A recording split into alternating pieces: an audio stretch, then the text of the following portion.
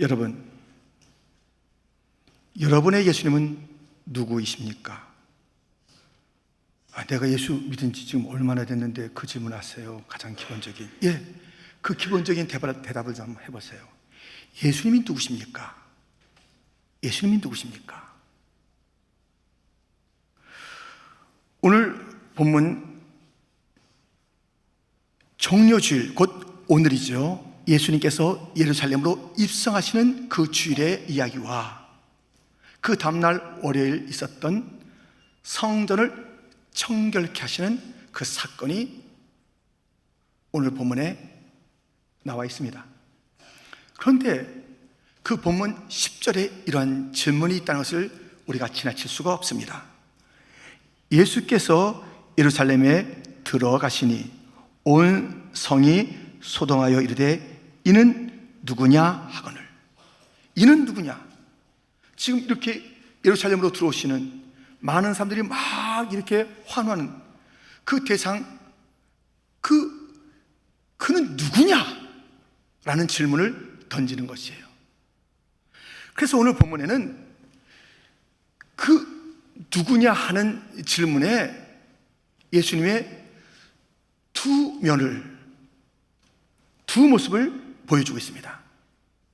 우리가 함께 본문에 나타난 예수님이 누구신가에 대한 그 답을 들으면서 과연 나에게도 그 답이 합당한 답인지, 그렇다면 그 답을 가지고 어떻게 살 것인지를 함께 살펴보고자 합니다. 오늘 본문의 이는 누구냐에 대한 첫 번째 답, 왕이십니다. 오늘 본문은 예수님을 왕이라고 부르고 있습니다. 5절 상반절에 보면 시온 딸에게 이르기를 내 왕이 내게 임하나니. 왕이에요, 왕. 왕인데 어떤 왕인가? 좀 더 구체적으로 그의 왕되심을 보여주고 있습니다. 어떤 왕이시냐면 자기 마음대로 하시는 왕이에요. 자기 마음대로 하시는 왕. 내가 쓰겠다? 쓰시는 거예요. 마음대로 하시는 왕. 맞지요.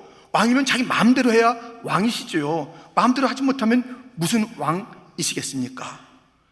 오늘 본문의 1절부터 보면 그들이 예루살렘에 가까이 가서 감람산 벳바게에 이르렀을 때에 예수께서 두 제자를 보내시며 이르시되 너희는 맞은편 마을로 가라.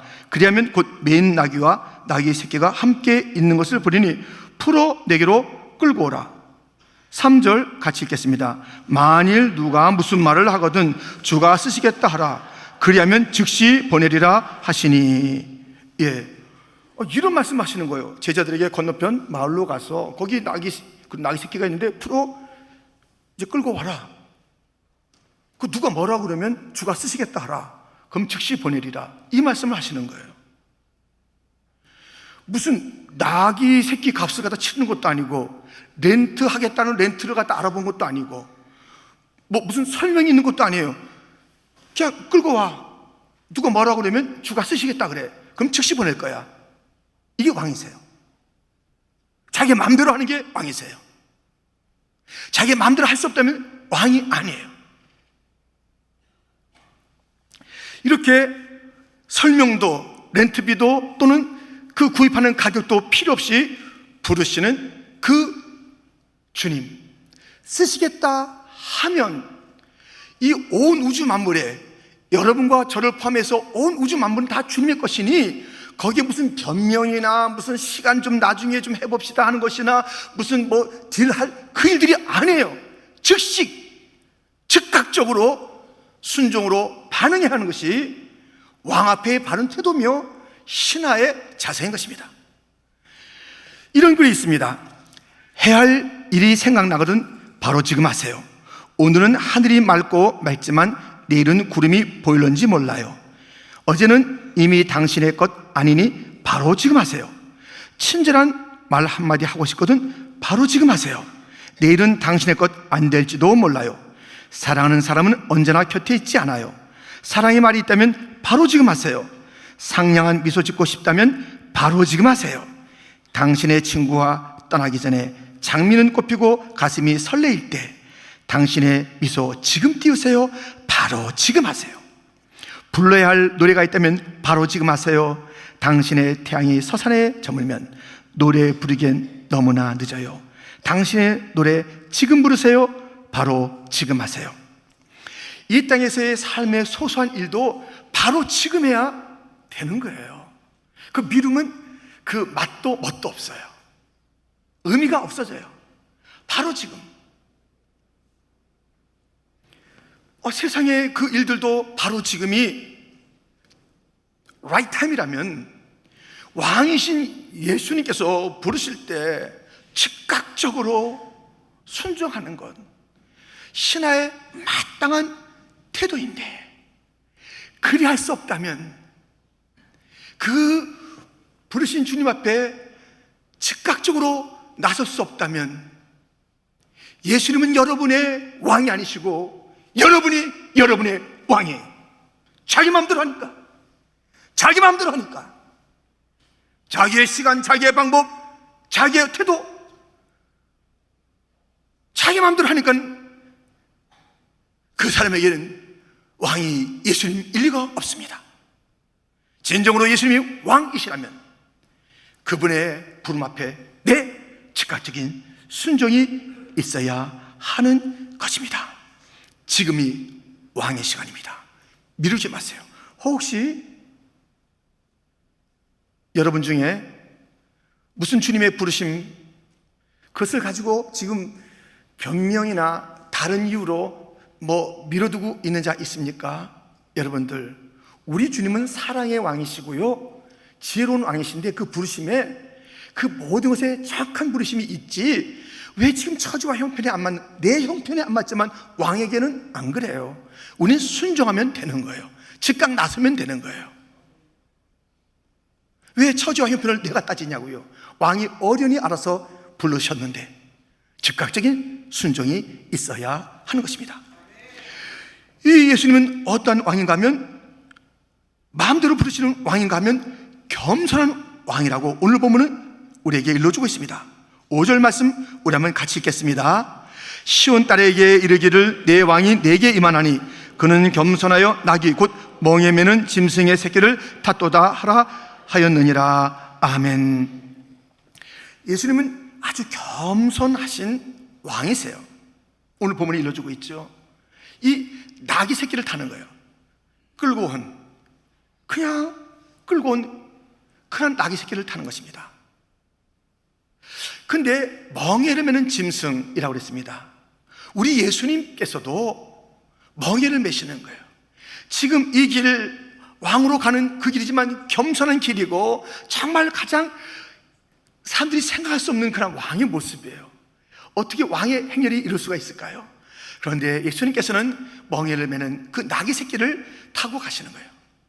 그 모습 속에서 우리 주님은 우리 인생의 인류의 죄의 멍에를 지고 가시는 그러한 그 고난당하시는 왕, 정말 이상한 그 왕, 모든 죄를 어깨에 짊어가는 보라 세상 죄를 지고 가는 하나님의 어린 양이로다라는 그러한 예수님의 모습을 우리는 볼 수 있습니다.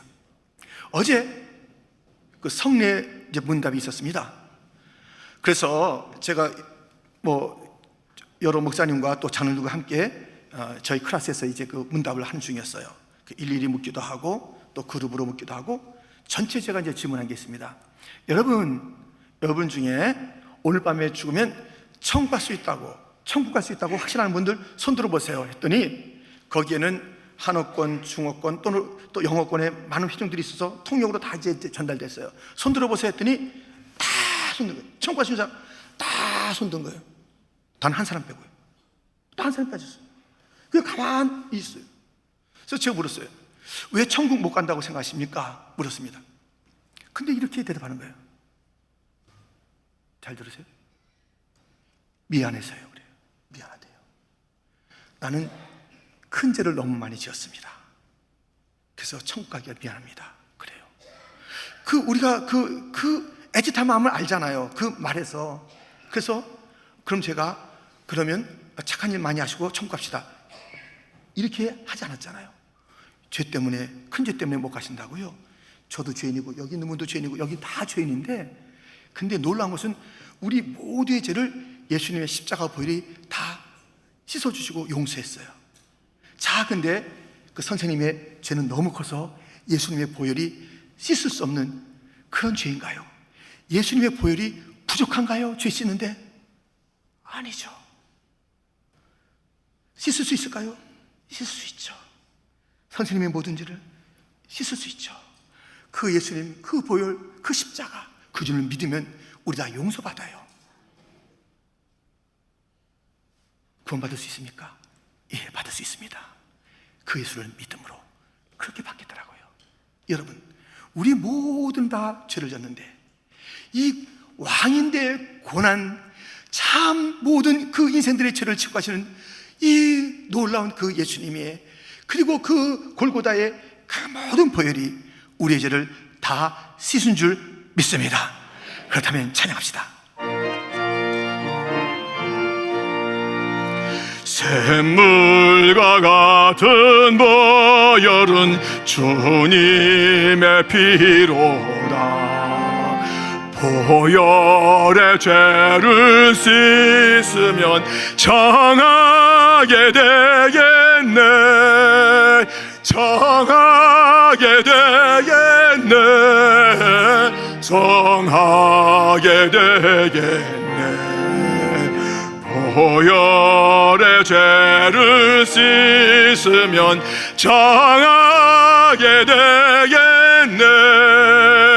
저도 좀 회개하고서 보혈을 씻었네. 저도 저 같은 이 몸도 죄 씻기 원하네. 죄 씻기 원하네. 죄 씻기 원하네. 저도 저 같은 이 몸도 죄 씻기 원하네. 이후에 천국 올라가 더 좋은 노래로 날 구속하신 은혜를 늘 찬송하겠네. 늘 찬송하겠네. 늘 찬송하겠네. 날 구속하신 은혜를 늘 찬송하겠네. 늘 찬송하겠네. 늘 찬송하겠네. 날 구속하신 은혜를 늘 찬송하겠네. 할렐루야. 저 도적 예수님의 십자가 양편에 달렸던 강도 중 하나는 그날 죄 씻음 받고 천국으로 초청받았습니다. 평생 그 죄인 강도짓한 그가 죄 씻음 받았습니다. 우리 주님의 보혈은 우리의 어떤 죄도 다 덮게 충분하니 왕이신 그 예수님이 고난의 길을 가시면서 우리에게 준 사죄의 은총을 모두가 확신하며 누리시기를 주님의 이름으로 축원드립니다. 우리 주님은 지금 이 가시는 예루살렘 길이 꽃길이 아닌 것을 알았어요. 막 사람들이 거기다가 겉옷을 펴고 무슨 카페트를 깔듯이 막 해서, 그런데 주님께서는 이 길이 막 꽃길, 사람들의 환호가 있지만 이 길이 이 환호로 끝날 길이 아닌 것을 주님은 아시고 미리 말씀을 하셨습니다. 마태복음 16장 21절에 이때로부터 예수 그리스도께서 자기가 예루살렘에 올라가 장로들과 대제사장들과 서기관들에게 많은 고난을 받고 죽임을 당하고 제3일에 살아나야 할 것을 제자들에게 비로소 나타내시니, 우리 예수님께서는 이것이 고난의 길이요 죽음의 일인 것을 주님은 아시는 것이에요. 근데 사람들은 와 하고 앞선이 뒷선이 하며 따르고 환호하는 그 장면이 오늘 본문에 있지 않습니까? 자, 본문 9절. 앞에서 가고 뒤에서 따르는 무리가 소리 높여 이르되 호산나 다윗의 자손이여 찬송하리로다. 주의 이름으로 오시는 이여 가장 높은 곳에서 호산나 하더라. 호산나, 우리를 구원하소서. 그 노래를 부르는 거예요.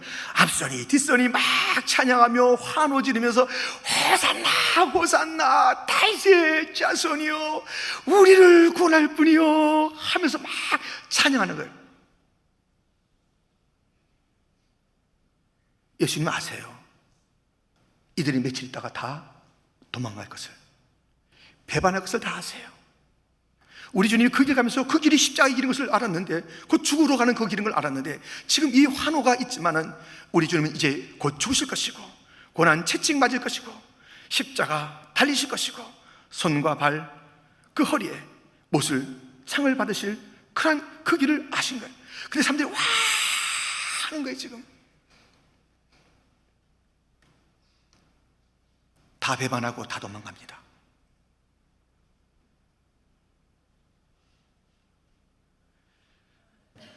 예수님이 왕이라면, 그리고 우리가 그의 백성이라면, 제자들이 정말 그의 백성이라면, 거기에 환호한 자들이 정말 다윗의 자손이 하면서 왕으로 그렇게 맞이했다면 끝까지 충성해야 돼요. 끝까지 충성해야 돼요. 끝까지 충성하지 않는다면 그 신하는, 그 백성은 신하가 아니고 백성이 아니고 다른 자가 아니에요. 그냥 좋을 때만 와 앞서고 뒤서고 와 하다가 십자가, 골고다, 고난 다 도망가요. 다 배반해요. 이 나귀 새끼보다 못한 존재들이 즉각적으로 순종해 왔지요. 끝까지 충성하지요. 우린 즉각 순종이라는 게 참 보기 힘들어요. 얼마나 몸이 뻣뻣한지 몰라요.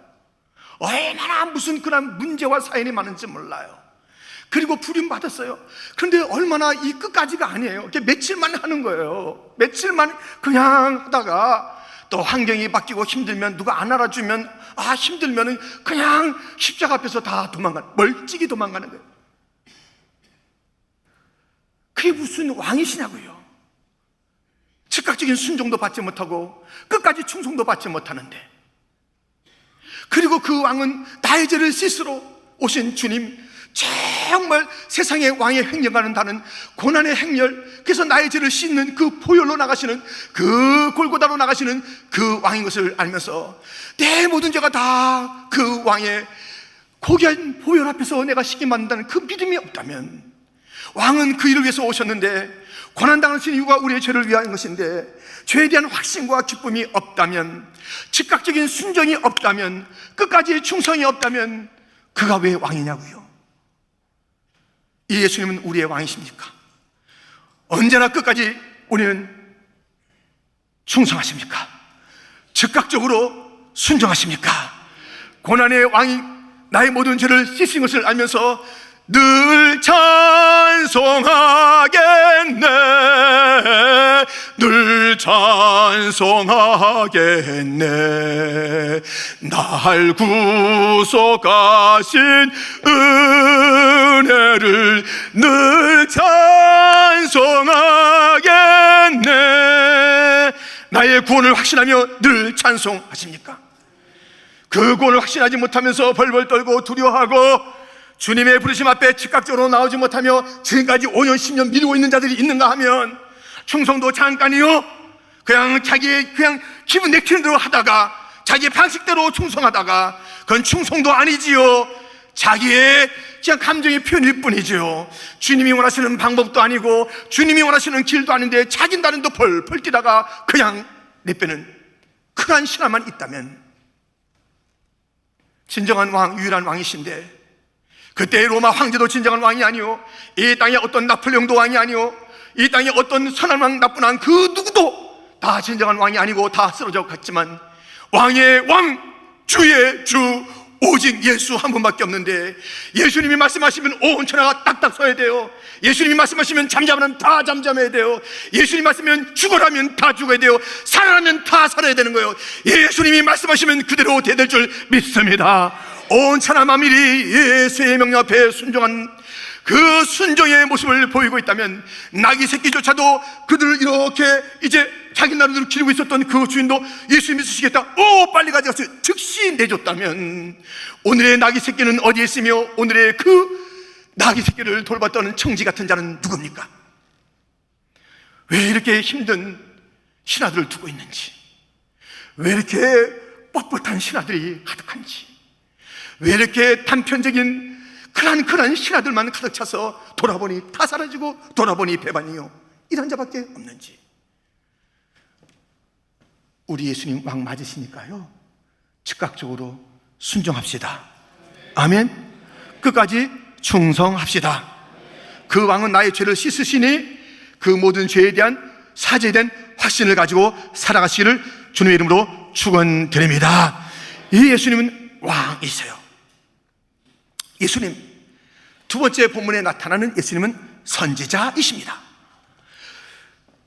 이는 누구냐라는 질문이 10절에 있었고요, 11절에 보세요. 무리가 이르되 갈릴리 나사렛에서 나온 선지자 예수라 하니라. 예수님은 선지자라고 해요. 선지자예요. 구약의 기름 부음 받은 자, 왕, 제사장, 선지자. 근데 예수님 메시아 자체가 기름 부음 받았다, 그 뜻이에요.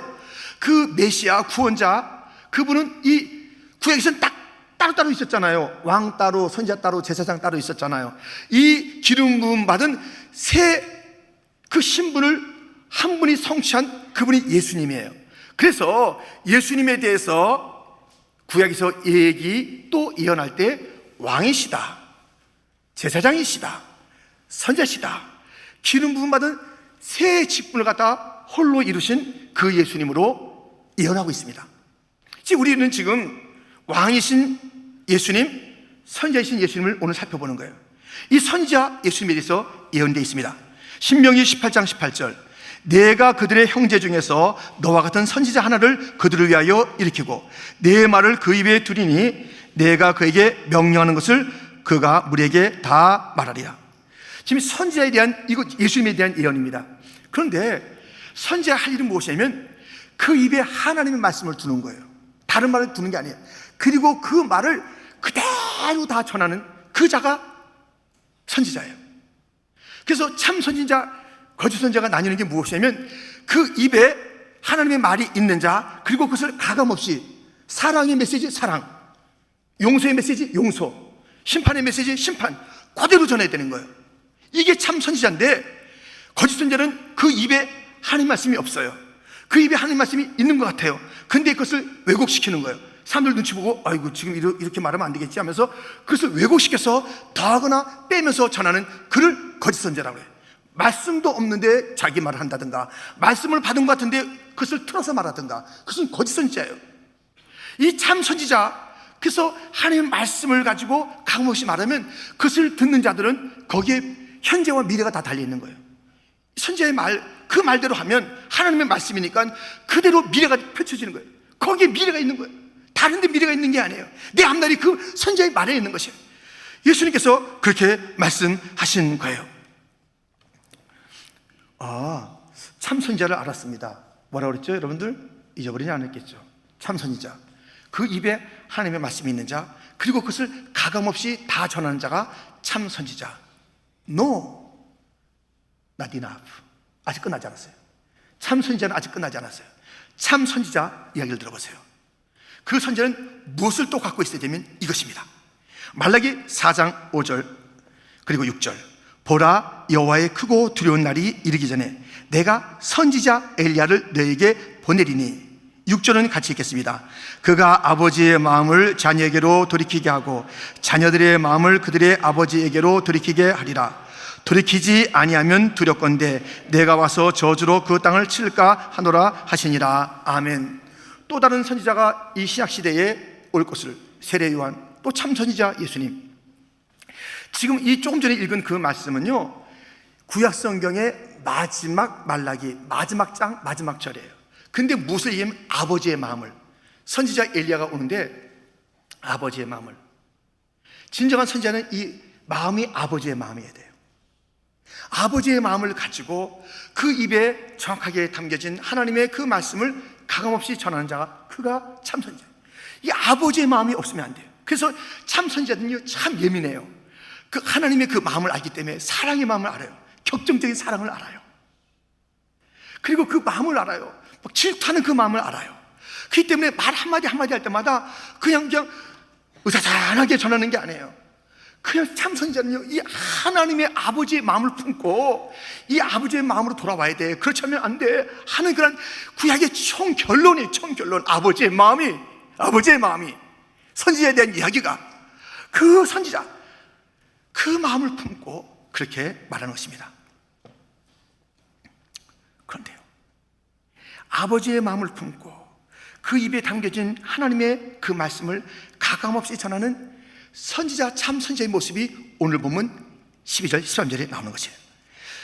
예수께서 성전에 들어가사 성전 안에서 매매하는 모든 사람들을 내쫓으시며 돈 바꾸는 사람들의 상과 비둘기 파는 사람들의 의자를 둘러 엎으시고 그들에게 이르시되 기록된 바 내 집은 기도하는 집이라 일컬음을 받으리라 하였거늘 너희는 강도의 소굴을 만드는도다 하시니라. 지금 예수님께서요, 이 돈 바꾸는 자, 비둘기 파는 자의 상을 다 뒤집어 엎습니다. 그리고 내 집은 기도하는 집이라, 이렇게 가르치시고 외치시는 그러한 모습, 이 아주 격한 분노가 있는 것이에요. 이 선지자들의 가슴에 있는 이 격함, 이 죄에 대한 민감하며 이 죄를 갖다 참지 못하는 그런 선지자의 그 모습이 있습니다. 그리고 바른 것을 가리켜 이 성전은 기도하는 집이다. 더 구체적으로 만민이 기도하는 집이라 이렇게 말씀하니, 만민이 기도하는 집이다 이렇게 외치시는 그러한 예수님, 하나님의 말씀을 그대로 외치는 거예요. 내 집은 만민이 기도하는 집이라 라고 그대로 외치는 거예요. 그대로 선지자의 모습을 보게 됩니다. 아니 성전에 돈 바꾸는 사람 뭐야? 비둘기 장사는 뭐야? 여러분들, 이 돈 바꾸는 자가 있어야 돼요. 이 비둘기를 파는 자가 있어야 돼요. 들어보세요. 지금 이 절기가 되면 온 곳에, 디아스포라 온 곳에 펼쳐져 있던 그런 유대인들이 절기를 지키러 오는 거예요. 절기를 지키러 오는데 그때 와서 성전세를 내야 됩니다. 성전세를 내는데 자기가 그 현장에서 쓰던 돈들은 각양이에요. 그래서 거기에 무슨 이상한 형상이 있든가 뭐 짐승 그림이 있든가 같은 별별 그런 돈을 다 쓰고 있는데 바로 성전에 와서는 성전세를 낼 때 그 잡단 돈으로 낼 수가 없습니다. 무엇으로 내냐면 세겔로 내야 돼요. 세겔로. 자, 보세요. 출애굽기 30장 13절 그리고 16절 무릇 계수 중에 드는 자마다 성소의 세겔로 반세겔을 낼지니 한 세겔은 20게라라 그 반세겔을 여호와께 드릴지며 16절 같이 읽겠습니다. 너는 이스라엘 자손에게서 속전을 취하여 회막 봉사에 쓰라. 반세겔은 이틀치 품삯이에요. 이틀치 품삯을 그렇게 내야 되는 거예요. 회막 봉사에 쓰기 위해서 내는 것이에요. 이것을 세겔로 내게 되어 있습니다. 예수님은 이런 성전세를 내셨을까요? 안 내셨을까요? 보세요. 마태복음 17장 24절부터 가버나움에 이르니 반세겔 받는 자들이 베드로에게 나와 이르되 너희 선생은 반세겔을 내지 아니하느냐? 이르되 내신다 하고 집에 들어가니 예수께서 먼저 이르시되 시몬아 내 생각은 어떠하냐? 세상 임금들이 누구에게 관세와 국세를 받느냐? 자기 아들에게냐 타인에게냐? 베드로가 이르되 타인에게니이다. 예수께서 이르시되 그렇다면 아들들은 세를 면하리라.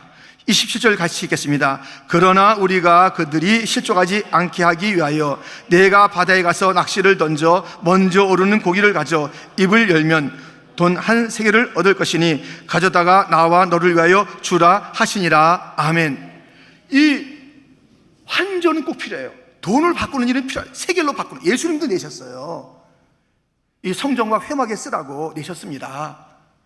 그런데 이 성전세를 내는 반세겔로 환전하는 그 일이 있는가 하면 또 하나는 제사를 드리는 일이 있으니 성전세뿐만 아니라 제사 드리는 일이 있으니 이 제사 드릴 때는 짐승으로 드리는 거예요. 근데 멀리 지금처럼 차를 타고 휙 가는 게 아닙니다.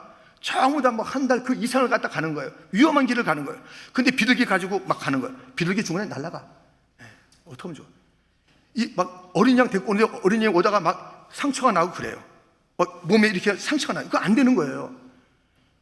그 먼 길을 갔다가 위험한 길을 갔다가 자기 먼저 몸도 간수하기 힘든데 이렇게 막 이 짐승들을 데려다가는 안 되니까는 이 성전에 와서 제사드릴 그러한 제물을 사는 것이에요. 자, 이렇게 환전과 저 제물 파는 것은 필요한데 문제는 뭐냐? 이들이 이 갖다가 환전하고 제물을 파는 자들이 머리가 팍팍 돌아가는 거예요. 이거 세계라는 못 내니까 시중가격보다 엄청 비싸게 환전해 주는 거예요. 이 제물도 시중가격보다 엄청 비싸게 받는 거예요. 이것을 갖다가 그 당시에 성전세와 제사드리기에 편하게 편리한 그 역할을 해주는 것이 아니라 이것을 가지고 폭리, 장사를, 이 하나님의 일을 가지고 장사하는 거예요. 환전상 있고 재물 파는 자가 있어야 되는데 이것을 가지고 장사로 하니까 이것을 다 뒤집어 엎은 우리 예수님이십니다. 여러분, 이 예수님께서는 선지자로서 이렇게 가당치 않는 하나님의 일을 정상적으로 하지 아니하고 폭리로 하고 이것을 주의 영광으로 하지 아니하고 이것을 가지고 자기의 배를 불리하는 것을 뒤집어 엎으신 거예요.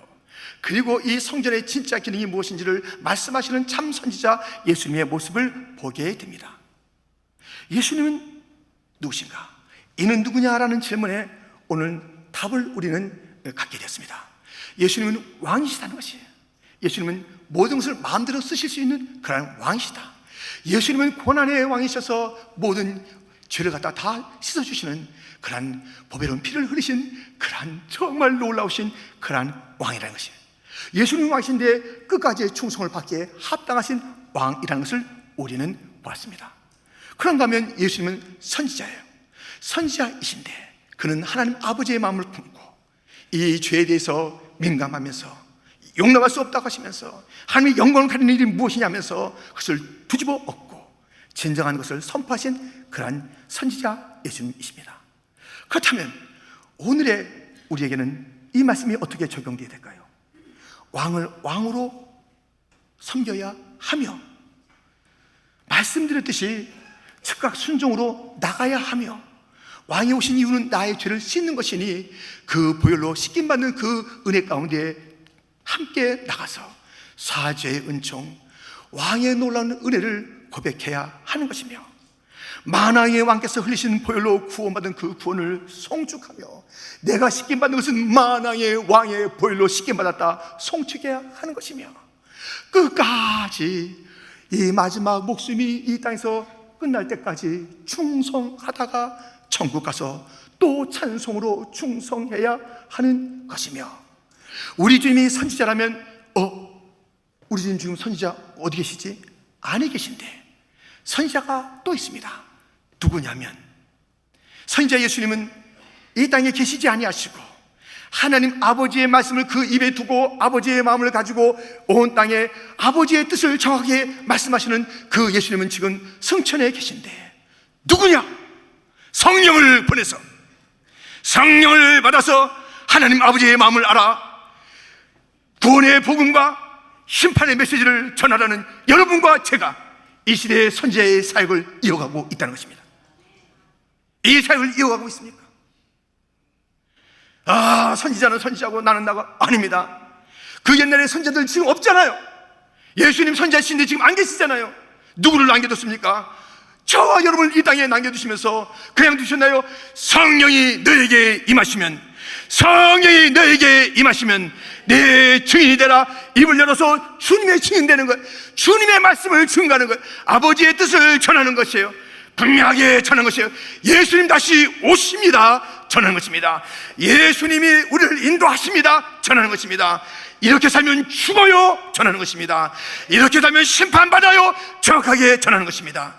이 시대 선지자의 사역을 이어가고 있는 저와 여러분이 침묵하면 누가 예수님의 그 사역을 잇는 선지자 그 사역 누가 이 땅에 이어간단 말입니까? 예수님은 여러분의 왕 맞으십니까? 아멘. 즉각 순종하세요. 아멘. 끝까지 충성하세요. 그 왕이 오신 중요한 이유 중에 이유는 나의 죄를 씻기 위해서 보혈을 흘리시기 위해서 오셨으니 그 왕의 그 보혈의 능력을 덧입으시고 죄사함 받은 자유를 마음껏 누리세요. 아멘. 우리 요거 한번 따라해도 참 좋을 것 같은데 같이 할까요? 즉시 순종, 끝까지 충성. 할렐루야. 예. 그리고 죄씻음 받은 그 주님을 송축하는 거예요.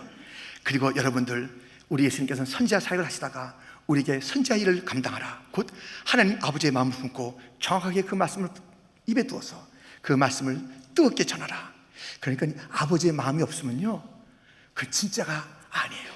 여기서 나와요. 여기서 나오는 거예요. 여기서 나오는 모든 게 여기서 나오는 거예요. 여기서만 하는 거예요. 이 가슴에서부터 아버지의 마음에서 손이 되고, 아버지의 마음에서 찬양이 되고, 아버지의 마음에서 설교가 되고, 아버지의 마음에서 선교가 되고, 아버지의 마음에서 모든 이런 아름다운 관계가 되면 얼마나 뜨겁겠냐고요. 얼마나 뜨겁겠냐고요. 아버지의 마음을 품고 사랑하니, 아버지의 마음을 품고 봉사하니, 아버지의 마음을 알아서 하니 얼마나 감격과 감사와 그것이 넘치겠냐고요. 아버지의 마음은 딱 어디 가고 자기 생각으로 해서 여기서만 나오는 거예요. 여기서만 나오는 거예요. 요것만 하는 거예요. 그러니까 다 쉽게 깨어지고 허물어지는데, 여러분이요, 아버지의 마음을 가지고 외쳤던 선지자가, 그 예수님이 우리를 이 땅에 남겨두었으니 누가 아버지의 마음을 가졌는가? 우리 퀸즈 장로교회 여러분과 제가 아버지의 가슴을 품은 자가 되기를 축원합니다.